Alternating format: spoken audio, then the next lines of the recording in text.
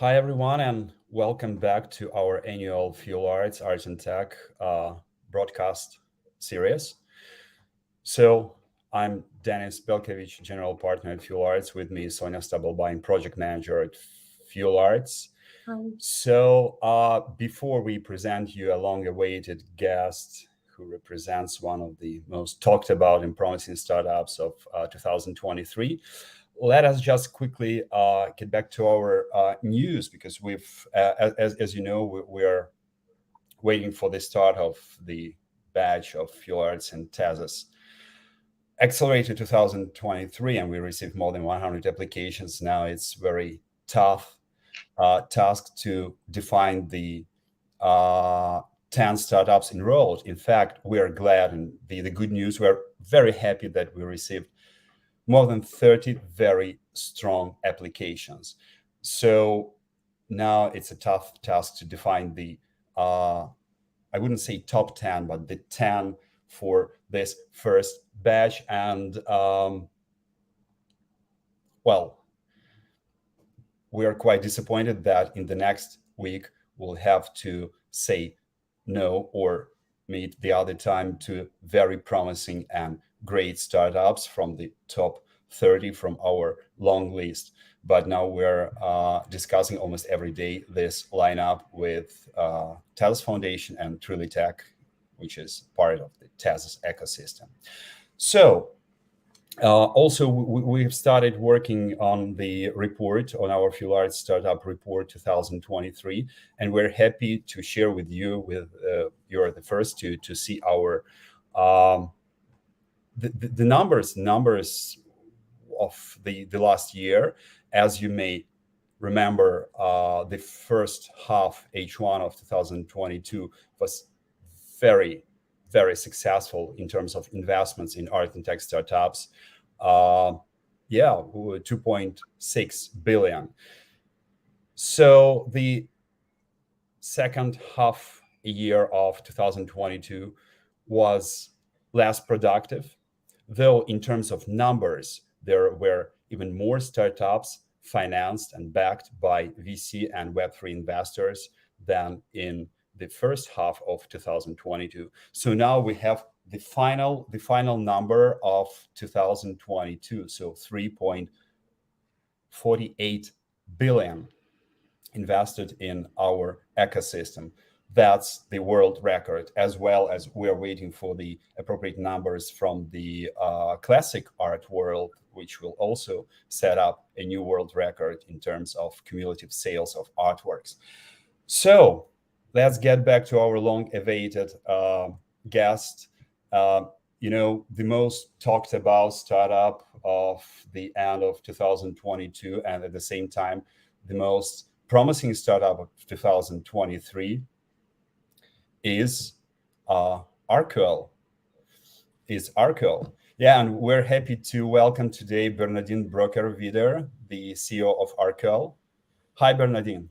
Hi, thanks for having me. Yes, thanks for this opportunity to talk to you about your milestones, about your personal experience, and about the perspectives of Arcual. I should say that this year, we know each other for nearly 11 years. It was back in 2012 when we met first during Art Basel, during the party initiated by Swiss Credit Bank, and there were three of us standing, you, me, and Boris Pebsner, the founder of Collectroom, who then successfully sold his startup for $17.5 million to Christie. So that was the time when we didn't know that our initiatives were called startups. We just had art projects. But anyway, so prior to Arcual, you co-founded Vastari, a cloud-based platform to connect museums, collectors, artists, and other exhibition producers for international exhibition collaborations. Also, in 2010, Bernadine helped to establish Trinity House, an Impressionist and Modern gallery in London's Mayfair.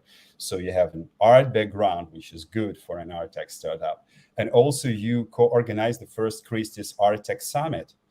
the most valuable event today, I mean, brick and mortar event in the art-tech industry, along with Fuel Arts acceleration batches. So yeah, so thank you for that. Thank you for your contribution, and thanks for your continuously improving your skills and doing something new for the art market and art tech ecosystem. But today we're focusing on Arcual mostly, though our first question to you would be regarding your background, your extensional background. So how did you enter the world of art and tech, having an art background? Yeah, so exactly. I had an art background, and I love that you mentioned constant learning, because I think that it is a process of constant learning and evolving. So I ran Vastari for 10 years through a lot of different phases. So when we first started, even the concept of cloud computing was scary. People didn't want to use online banking. They were nervous about where does their information go when it goes into the cloud. Towards the end, when we were working with museums, developing NFTs and consulting on what they were doing with Web3. So I think Vastari was an evolution of learning.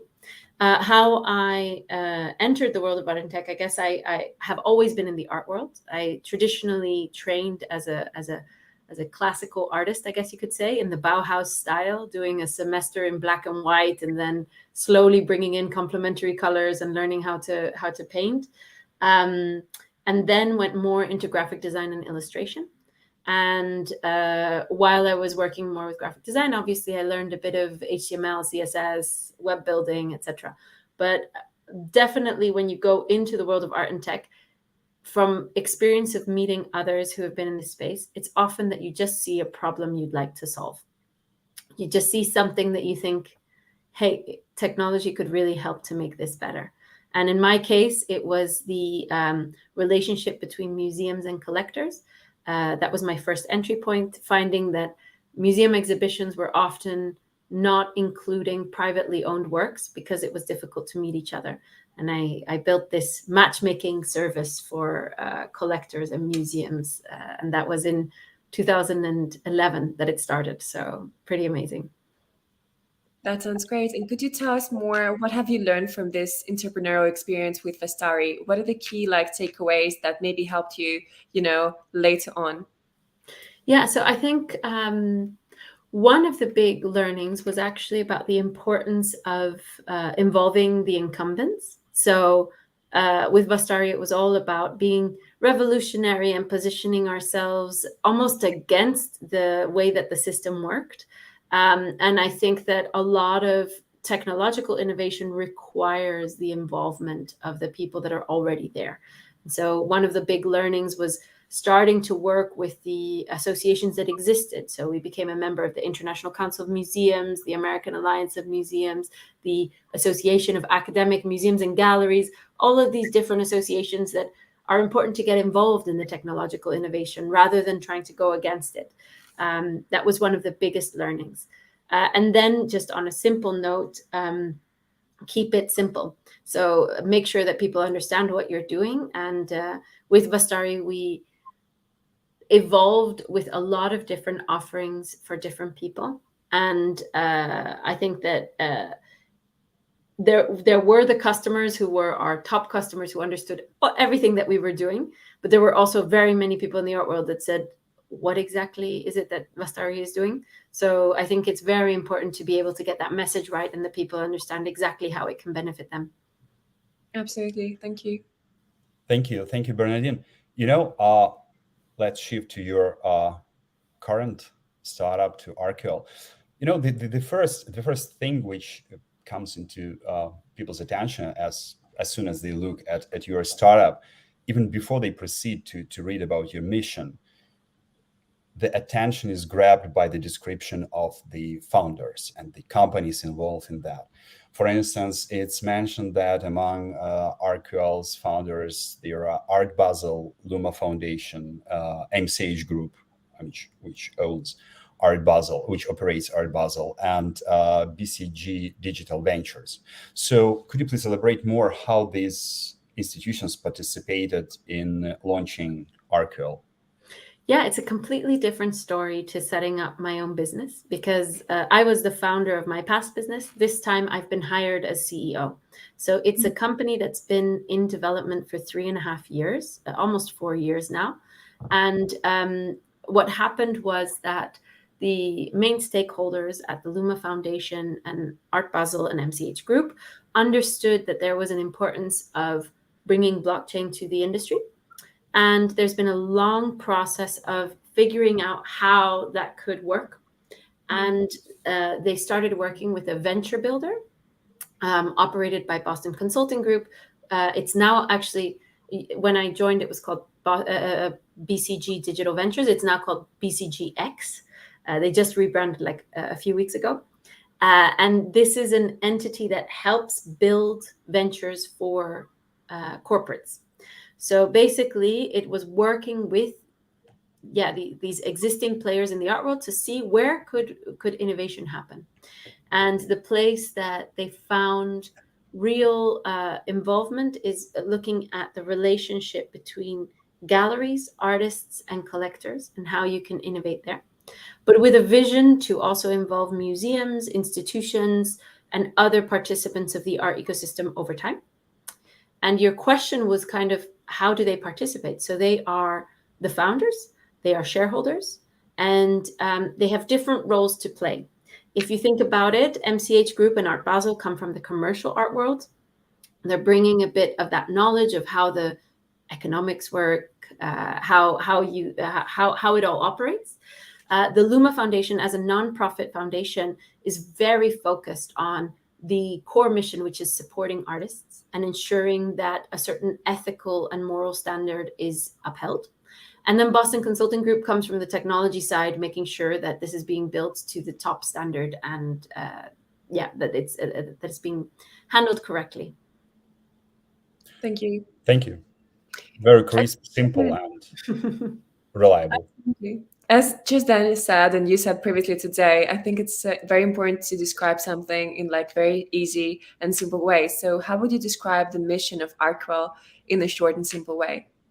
The short and simple way is that it is a new blockchain built by the art community for the art community. What that really means is that the examples of how we've seen blockchain used for the arts industry so far is that blockchains that were built for cryptocurrency and other distributed ledger technologies that were built for other use cases are reapplied to the art industry. But this is actually from the bottom up, looking at how we can build a blockchain that's specifically for art use cases.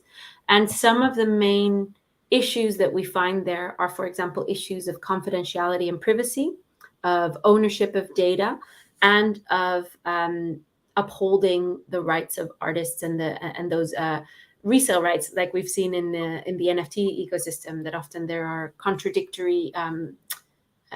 So there are issues with upholding the goals of supporting the artist resale royalties, and I guess that's kind of mission-wise what we're doing, but it's very much about collaborating with the public blockchains as well, and making sure that we do have, I don't think of them as mutually exclusive. It's about finding those bridges, but having one part of the blockchain ecosystem that is really built by the art community.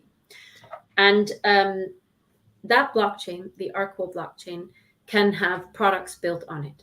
And so we've released our first product on the Arcual blockchain that's called Sales Room, which is specifically looking at consignment agreements between artists and their galleries, and the sales agreement between a gallery and the collector who ultimately buys that piece. So that's our first application on the Arcual blockchain. And I was curious, you mentioned that you partner with other blockchains. How exactly, like what exactly do you mean and how exactly it operates?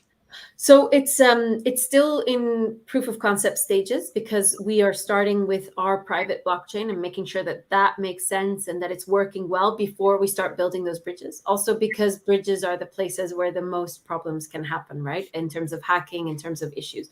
But conceptually, what we're talking about is that you would be able to have NFTs, artists producing NFTs for digital art, and are certificates for physical art, and that those would be able to relate to each other, that you would be able to understand the relationship between them. So our blockchain is very specifically looking at the existing art ecosystem and primarily physical artworks. So when you buy a painting as a collector, that you can get a digital certificate of ownership that shows you direct from the artist what it is and what you're getting. Then that can be related to all of the rest of the artist's oeuvre, which they're producing digital works, etc. So that's where there's potential for doing some interesting work. I think, why do we need this? I guess if you look at when we try to apply NFT technology to physical artworks, that there are many problems, right? You can have a problem of knowing whether the physical artwork really exists, and whether the artist really is the artist that is publishing that NFT. So in our system, you have to have two signatories on that first certificate of authenticity. That kind of, you have the artist and the gallery that acts almost like a notary to ensure that certificate that we're minting is really for that physical artwork. It's just a few extra checks and balances compared to what happens in the public blockchain space at this time. Cool. Bernadine, I'm personally so happy to hear you put a dash, not the equal sign, but a dash between art certificates for physical artworks and NFTs for digital artworks, because before we, let's say, change the dash to equal sign, we need the web 3 world still needs a lot of improvement, both in tech and legal. Completely agreed. A lot of what we're doing is actually research on the legal side of the terms, and how can these blockchain certificates actually signify ownership and rights for different people.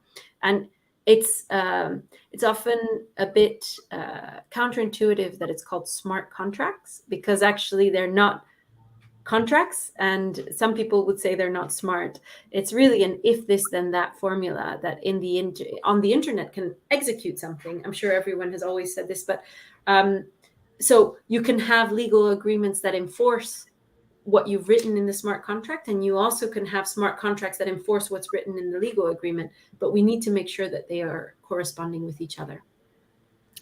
Thanks. So I would propose to play within the next question. I would propose to play a small game called Intro Call with Fuel Arts.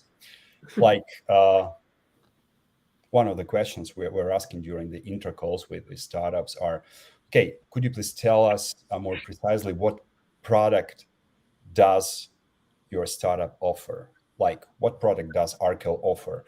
Or in other words, how would you describe the customer journey in your application? Absolutely. Our product is for 3 customers: artists, galleries, and collectors. But let me focus on the galleries because they're probably the easiest to understand. So as a gallery, you can join Arcual and make sure that all of your agreements with artists are in the same place. So you agree with them. What is the consignment? What is the artwork that you're taking on board? What are the terms of that consignment agreement? So are you splitting the sales price 50-50, 60-40, 70-30? Are you covering the costs of production? Are you not? Those types of things. So you can keep track of that in one simple place. Then everything you do in terms of putting that information into the system needs to be signed by the artist as well. So you have proof that you and the artist have agreed to these consignment terms, and it's done. When that consignment agreement is made, simultaneously a certificate of authenticity for the artwork is produced that includes resale terms for the artwork. So if the artwork ever is sold again, what percentage goes back to the artist? But also what Arcual can provide is a resale royalty to that champion gallery. So what many galleries are doing is that if the artwork is sold in the first 2 years after the first sale, then a percentage will go back to the first champion gallery. And after that point, maybe not. We as Arcual and as the team behind the sales room are not saying what terms you should say. We're just the software to help you be able to do it. So you can decide, you can adjust it according to what you want. You can make it that collectors only pay resale royalties on profits. You can make it that a percentage goes only to the artist and nothing to the gallery. You can make it that there are no resale royalties, whatever you prefer.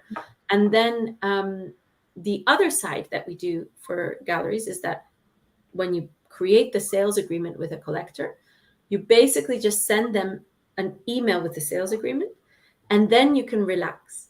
The collector will be onboarded onto the system using Stripe, so paying in dollars, euros, pounds, anything you want. And then they can, as soon as it's paid, the money will be split between you and the artist. So you don't have to do then afterwards making sure that the artist is paid, etc. It happens automatically through the smart contract. And you, the collector can also review very clearly what the terms are that they're agreeing to. So, are they happy with those resale royalties? Are they happy with the with all of the information that the artist has put in, and they can pay?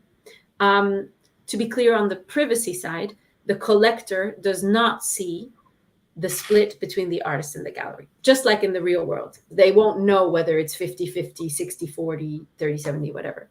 But it just, because it's all done through technology, it's automatic. So for me as a gallery, there are a few different benefits that I'm getting here. Number one, operational efficiencies, because you actually don't have to chase invoices. You don't have to make sure that you've paid that artist for that artwork, etc.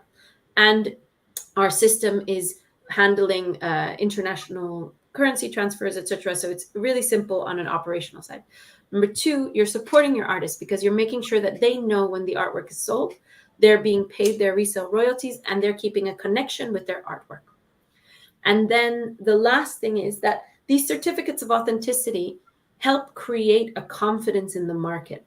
Because basically, as a collector, I'm buying it, and automatically when I pay my money, I receive the blockchain certificate. So I know that I really own this work and that it's coming direct from the artist with the artist's signature, and I feel more confident of what I've bought. Mm-hmm. And art tends to be something that you spend a little bit more on than maybe you're comfortable with because you love it and it's something you care about. So then you want to have that added validity that the artist has signed off on it, that it really is all, for lack of a better word, kosher, and that everyone is happy with the terms that have been created. So I don't know if that was elevator pitch enough, but I wanted to make sure that the galleries can understand exactly why it's good for them. That was amazing. I mean, that could be used as a workshop, small workshop for the startups who want to describe their customer journey. Brilliant. We've been working a lot on this. And the nice thing, actually, when I joined the company, because as I said, I wasn't the founder, I was hired as the CEO. When I joined, there were actually 30 Boston Consulting Group consultants working on the company.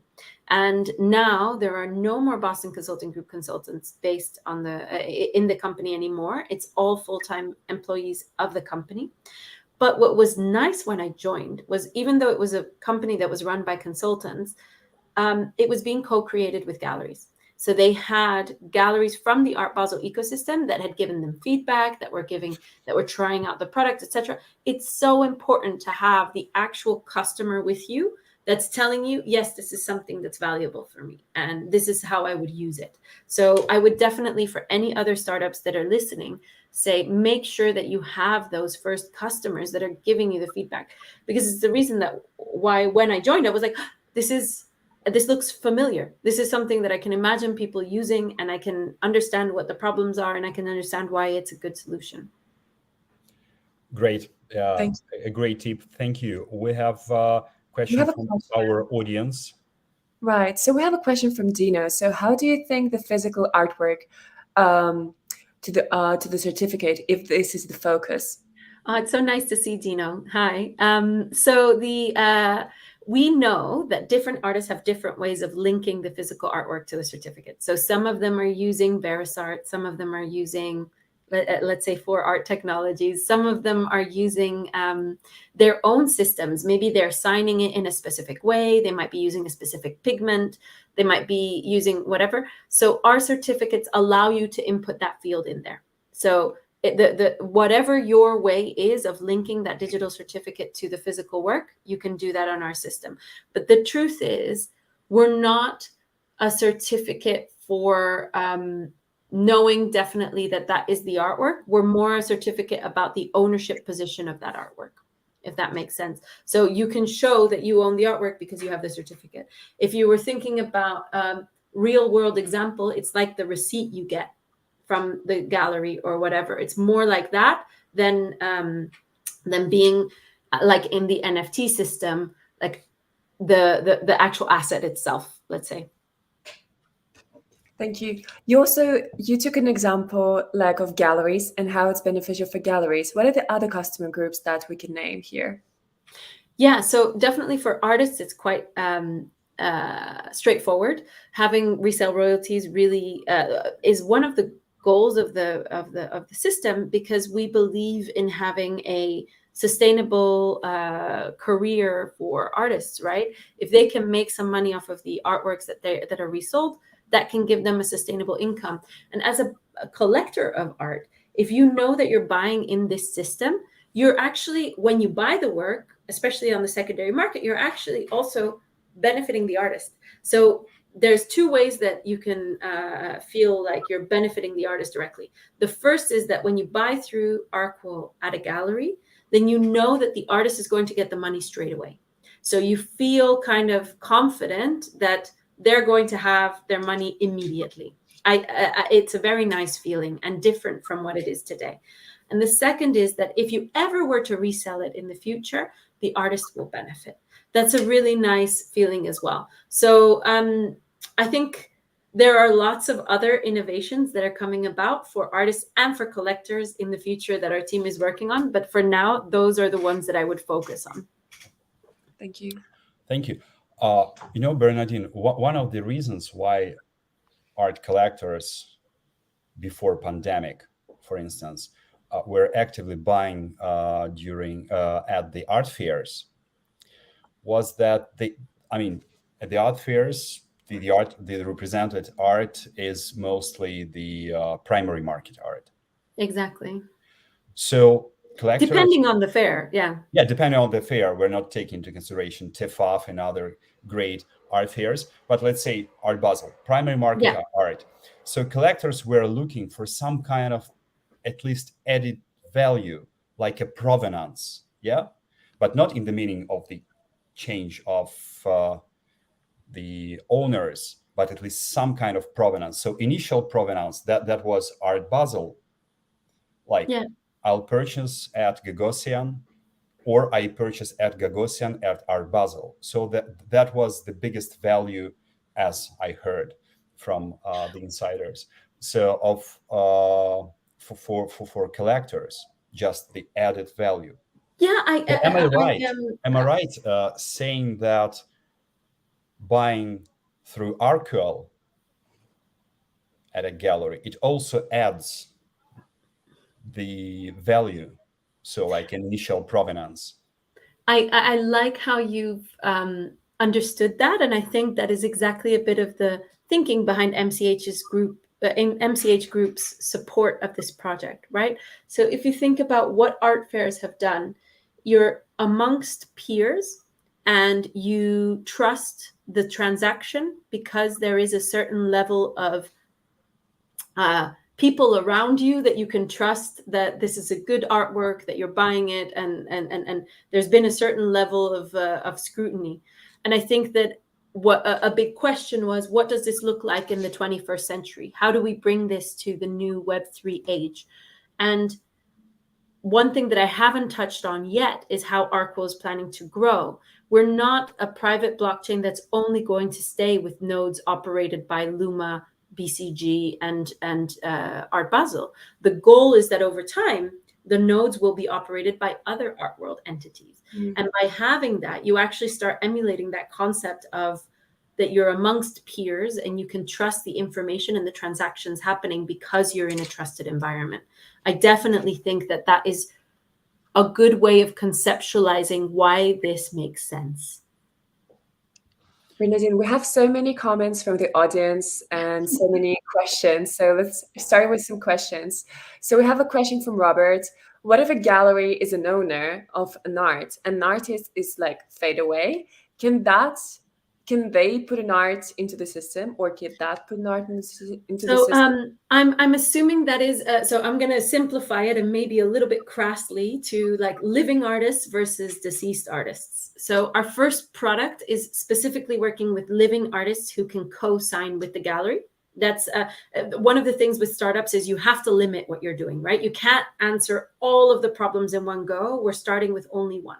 So the first is living artists consigning with a gallery. But over time, we are going to evolve to a secondary market of living artists that are selling again with their gallery or with a new gallery. So it's still living artists, but secondary market. And then we will move to non-living artists and their secondary market. And when you're looking at non-living artists and secondary market, you're looking at artist estates and looking at how they are setting up their future proofing. And we're working with several partners to look at how that works, including some of the major art businesses, but also, for example, collecting societies who've been working with artists doing that for a long time, and catalog raisonnés for artist estates. So we're trying to make sure that we're working with the community. I think one of the things also you can note from how we're working on issues is we're collaborating. So we're not trying to disintermediate the relationship between the artist and the gallery. We're trying to strengthen it. And actually, maybe some of the things that already happen even better because of the fact that we're working together with them. And we think the same way with artist estates, with collecting societies. Let's work together and collaborate and see how we can create strong business models going forward. That sounds very inspiring. Thank you. We have so many questions coming up. So let's probably go for another one, right, Dennis? Yeah. So we have a question from Eric. Hi, Bernadine, amazing talk. I want to ask, what are your thoughts on the technologies around intellectual property within virtual assets like NFTs? Thank you. Really interesting. And I think intellectual property is a very broad term, right? If you're thinking about copyright, if you're thinking about trademarking, if you're thinking about patents, I think you can go quite broad. I think specifically, we're probably thinking about copyright here. If you're talking about artists and people using the image and how you could potentially get a license for having used that image through virtual assets and NFTs. There are some really cool companies that are starting to check how you can do things. I know that, for example, there's a company called Koi that was working on if an image is seen on the internet, that then there are some tokens going back to the artist, those types of things. It's still, in my mind, kind of the fringe of distributed ledger technology and where it can go, but it's an indication.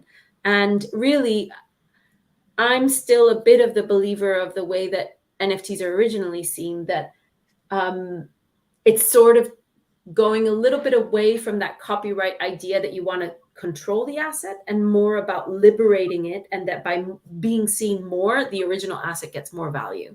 That's but copyright law hasn't caught up to that concept, and we'll have to see how that evolves over time.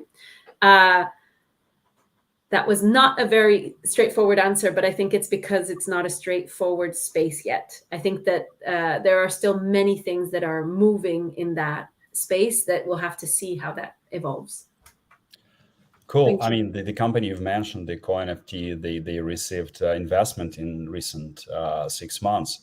I should also admit that we saw a 3.5 time more investments in number of not the volume, not the value, but the number of companies who received investments from the analytics segment of art and tech and NFT market. So the market starts realizing the problem. Well, it's one of the things that I was thinking about a lot when I was at Vastari, because museum exhibitions have such an impact on the value of artworks, and yet they're not monetized in a specific way. There are some great examples, though. For example, in Canada, there is a fee that goes back to artists when their work is exhibited. And that's analog, not blockchain related or anything. But it kind of hints that there could be something there about tracking the attention economy, etc. There's also an amazing project in California where artists exhibited their work in a space that was completely tracked.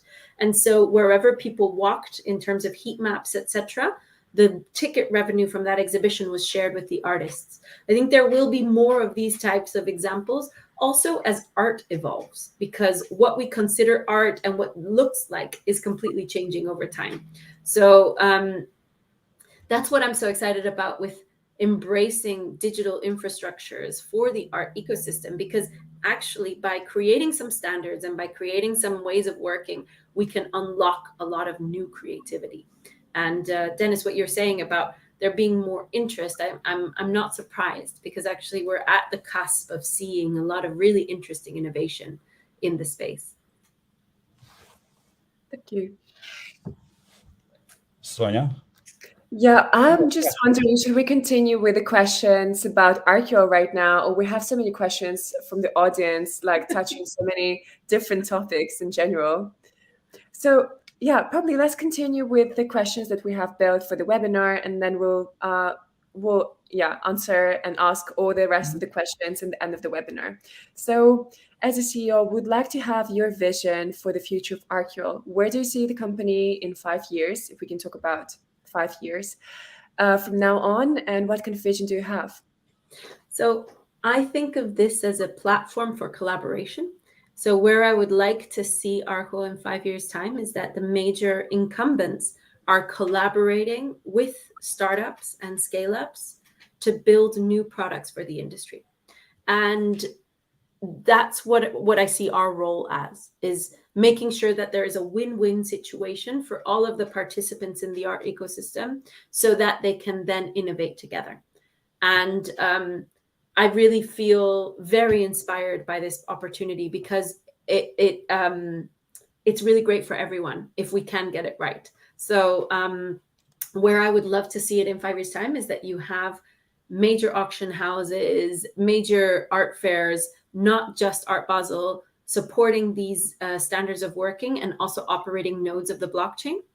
I'd love to have solved the problem of how we're going to handle archiving of these transactions, and looking at potentially having a time limit when it starts being open for art historians.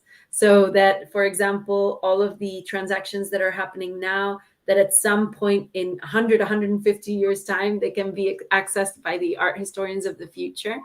And I'd love to see the income going back to the artists in 5 years' time, that we can see some of that real sustainable livelihoods for artists as a result of using Arcual. Great. Thank you. Bernadine, you've mentioned for several times, of course, as one of the founders, MCH Group,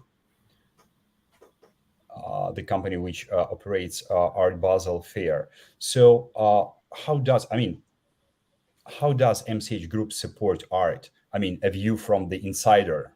Yeah, no, absolutely. What companies does it own besides Art Basel, if there are some art? Yes, of course. So it's a well-known Swiss listed company. So the shareholders of MCH Group include, well, a third of it is listed, so anyone can own shares in the company. A third of it is owned by the Canton of Basel and the Canton of Zurich. And actually, they are government organizations. So on the board of MCH, you've got people that are representing the governments of these cantons. And then you have a third that's invested in by a private investment vehicle called Lupa Systems, which is James Murdoch's private investment vehicle, who invested during COVID. It's quite well known because it was published everywhere in the press.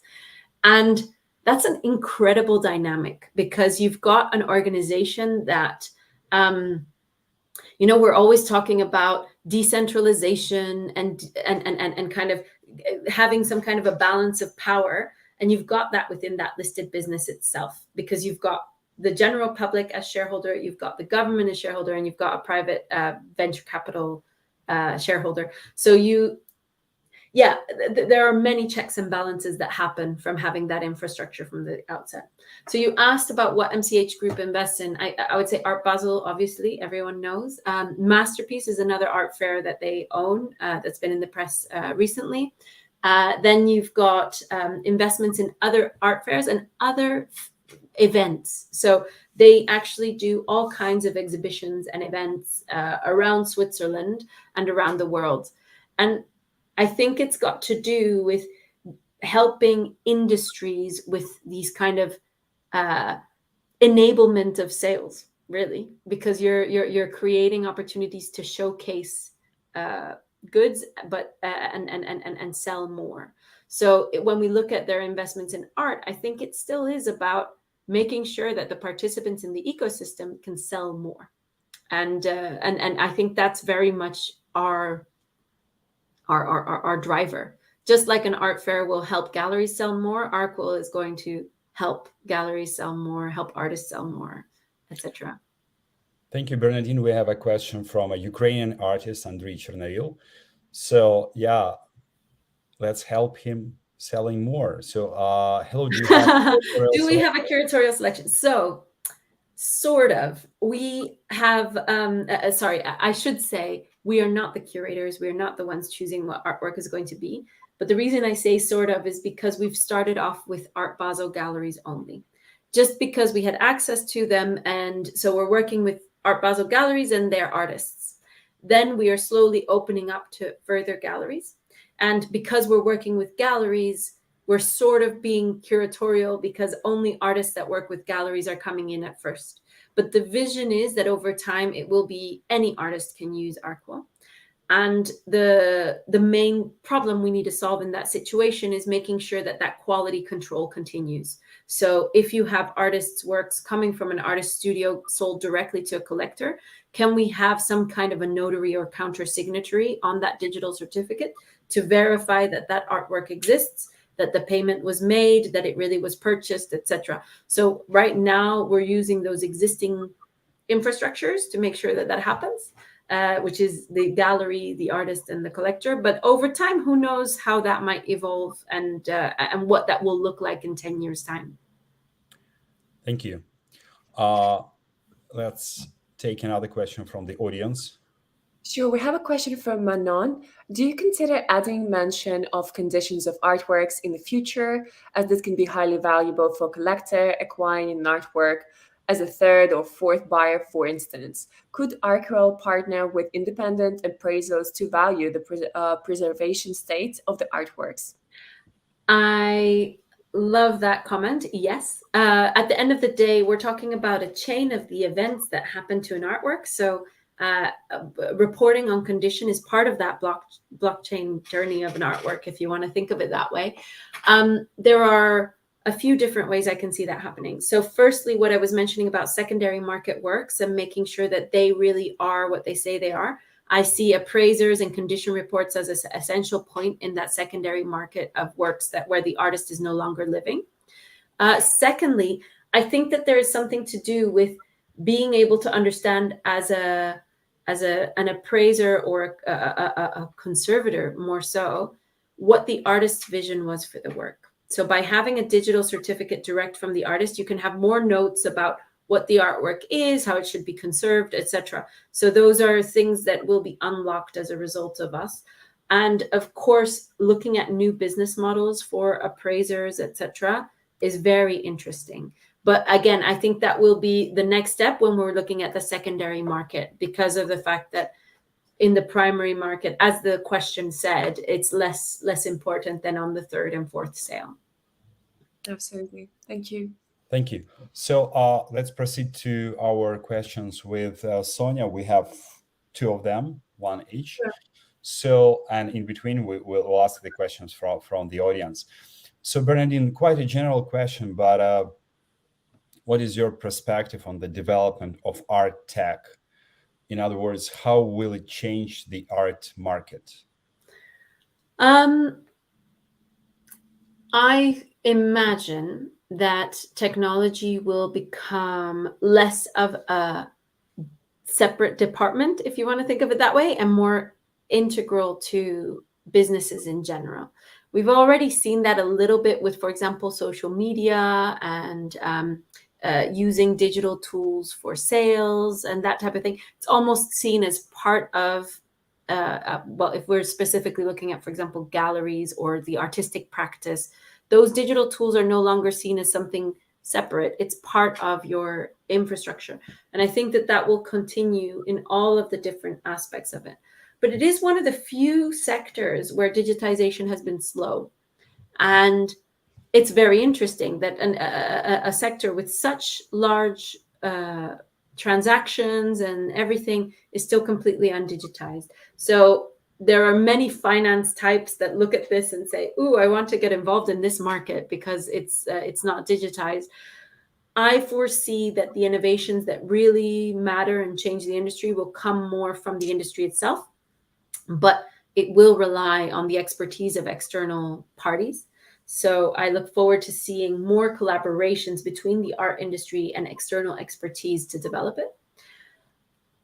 One thing that I'm kind of curious about is this development of the relationship between art and luxury goods, because I can see that being quite a disruptor in the space, specifically looking at the art businesses and who owns them and who is driving them.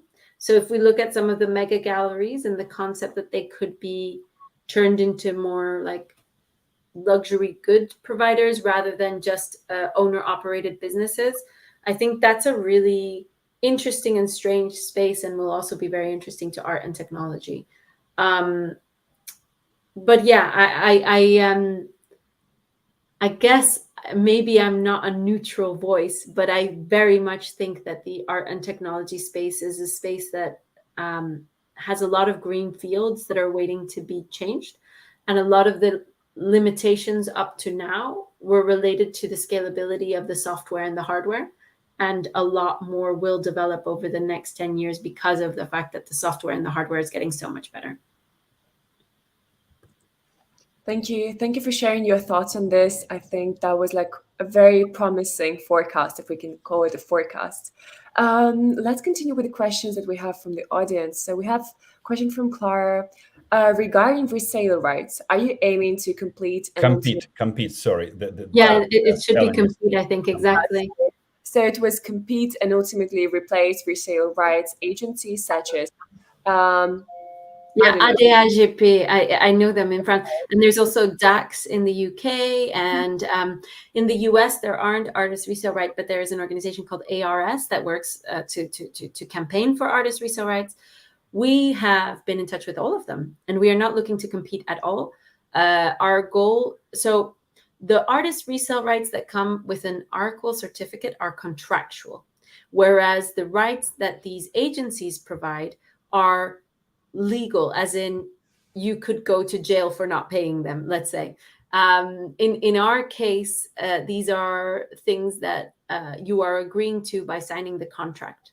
So without going into too much detail about law and artist resale rights, etc., it's slightly different. And so the fact that independent collecting societies are working on the artist resale right from those ones that are kind of mandatory versus we are upholding the ones that are contractual. And I think of them as different things. Now, hopefully we can collaborate and help make the payment of those artist resale royalties easier together with the collecting societies. So that's where specifically we're working very closely with DAX in the UK to try and figure out how that looks. Thank you. And before Sonia asks her final question, we have the final question from Dina. Right. So Dina asks us, is Arcual looking to implement any additional provenance information, the track and trace record, or just ownership transfer information? We're open to discussing any additional provenance information. So as I mentioned, this is the first application on the Arcual blockchain. There will be further applications built by us, but we would love others to build with us, right? So it's impossible for us to build all of the different use cases and examples. So if you are working on a project where having that type of flexibility that a private permission blockchain offers you to be able to build your applications for provenance records or anything else that you might be doing in the art space, we'd love to talk to you, because that's how we can make it into something by the art community for the art community. Going back to our mission, we're a blockchain for the art community by the art community. It's all about making sure that we're collaborating together and thinking about ways that you can store the information correctly. Just going to some of the examples of blockchain in the art world, a lot of it is using public blockchains for timestamping technology so that you know something happened at this time or this time, but it's not really about the information itself. And we're really trying to create a blockchain for the information itself that you can collaborate on. So yeah, it's very interesting to continue discussing and finding out what examples we can collaborate with. Thank you. And we have also the final question. Dennis, you or I, who should do that one? Sure, you. For Okay. sure, you. Yeah, that seems like a tradition already. So we'd like to ask you like a very general question. What issues do you see as the most pressing one in the art market right now? What is your personal perspective on that? Yeah, I've been working in this space for a long time, and or at least it feels like a long time. I think running your own company for 10 years can be quite trying and tough. And I think that what were some of the struggles there? I think that you still have a lot of people that are hesitant about the market because they distrust it for many different reasons, some valid, some not so valid, but we need to work on improving the way that the market is seen. And then also, I think there is an issue of you want to make sure that the art is quality, but you also want to make sure you're inclusive. And I think that's a very difficult balance. And we're even seeing that in the NFT space now, right? People saying, oh, this digital art is actual art, and this digital art is collectibles, or it's not as good as this art. And you'll always have this kind of curatorial vision of what is art, what is good, how it works. But I think that there's nothing wrong with buying an artwork for a lower value if you love it. And there's nothing wrong with buying an artwork for a higher value if you love it. And at the end of the day, it's about the artists and being able to support the artists whose work you really love. So I think that's kind of an image problem, is going back to the concept that this is all about supporting creatives who see things out there and turn it into art that we all feel inspired by, and that we want to buy it in order for them to be able to continue creating the amazing stuff they make, whether that is amazing digital art, whether it's amazing physical art, whether it's amazing experiences. You want to support those artists to continue doing it. And this entire infrastructure is built to do that. And I mean, not just the Arcual infrastructure, I mean the entire art market as a whole.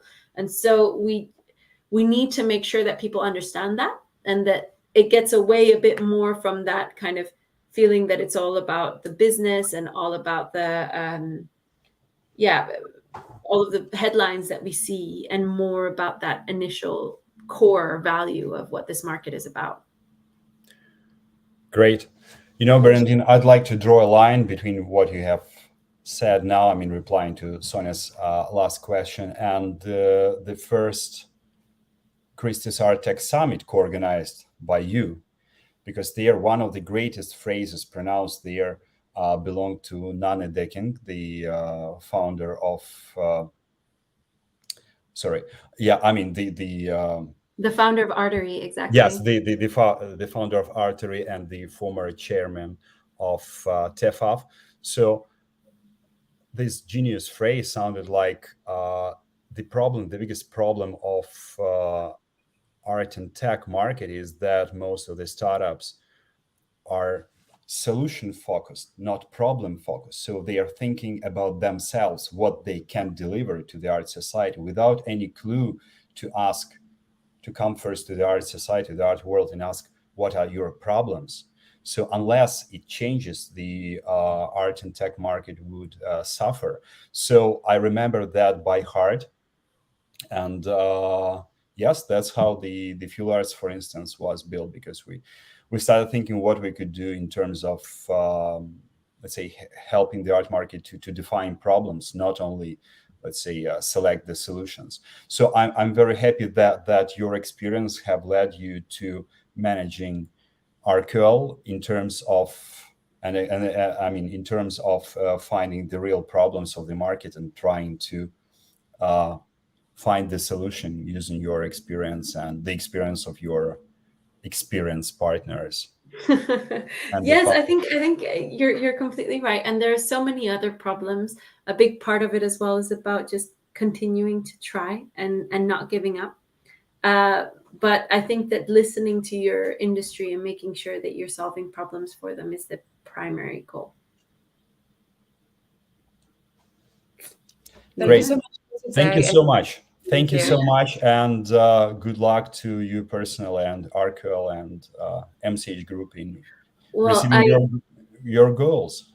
No, thank you guys. And really, I very much admire what Fuel Arts is doing. I think it's wonderful that you are setting up this accelerator program. That's very exciting. And also, I mean, if anyone is interested in following up, you mentioned there were a lot of questions in the chat, etc. We have a team that's out there ready to answer questions. So Christine is there to talk to any galleries. We have Noelia, who's in charge of talking to anyone who wants to be a partner with our ecosystem. And we'd love to hear about what you are doing and how we can get involved. So please do reach out to us. Thank you. That's great. Thank Cheers. you. See you the next week. See you. Bye. See you. Bye.